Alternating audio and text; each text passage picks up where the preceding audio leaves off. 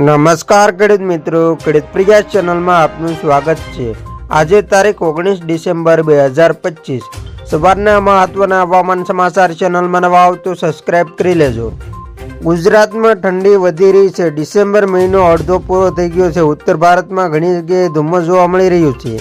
ગુજરાતમાં ઠંડી વધી ગઈ છે। ગુજરાતમાં પૂર્વ તરફના પવનો ફૂંકાઈ રહ્યા છે। આગામી 48 કલાકમાં તાપમાનમાં કોઈ મોટો ફેરફાર થશે નહીં, પરંતુ ત્યારબાદ ઠંડી વધી શકે છે। હવામાન વિભાગે જણાવ્યું કે બેવડી ઋતુ યથાવત રહે તેવી શક્યતા છે। રાજ્યમાં સૌથી નીચું નલિયામાં 9.8 ડિગ્રી તાપમાન નોંધાયું હતું। આગામી 4 દિવસ બાદ લઘુત્તમ તાપમાનમાં વધારો થતાં ઠંડીમાં ઘટાડો થવાની શક્યતા છે। વેસ્ટર્ન ડિસ્ટર્બન્સને કારણે ઠંડીમાં ઘટાડો થવાની શક્યતા છે। હાલ પવનની દિશા પૂર્વીય તરફ થતાં ઠંડીનો અનુભવ થઈ રહ્યો છે।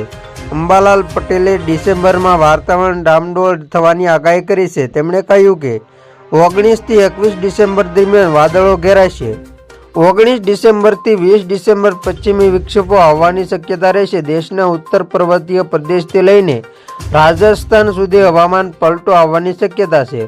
ઉત્તરીય પર્વત ભાગોમાં 2 ઇંચ જેટલો કમોસમી વરસાદ થવાની શક્યતા રહેશે।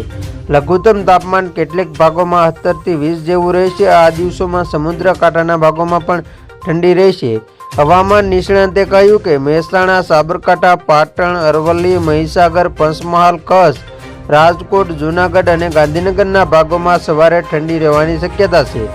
22 ડિસેમ્બર સુધીમાં ગુજરાતનું હવામાન પલટાય અને દેશના ઉત્તરીય પર્વત વિસ્તારમાં ભારે હિમવર્ષા થવાની શક્યતા રહેશે। 27 ઠંડીને વેગ મળશે અને ફરી હવામાન પલટાશે।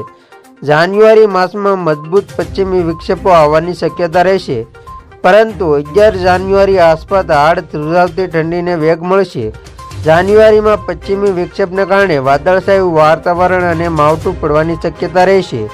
અંબાલાલ પટેલે આગાહી કરી છે કે જાન્યુઆરીમાં પણ રાજ્યમાં ઠંડા પવનો ફૂંકાશે। અંબાલાલ પટેલે ચેતવણી આપતા કહ્યું કે ઉત્તર ગુજરાતના ભાગોમાં 10-11 ડિગ્રી તાપમાન રહેવાની શક્યતા છે।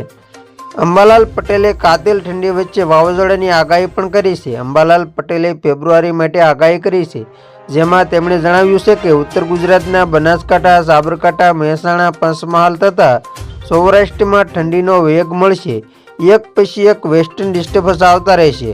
ક્યારેક સવારે કોઈ ભાગોમાં હળવા ધુમ્મસ રહી શકે છે અને બેવડી ઋતુનો અનુભવ થઈ શકે છે। તો ખેડૂત મિત્રો, આ હતા સવારના મહત્વના હવામાન સમાચાર।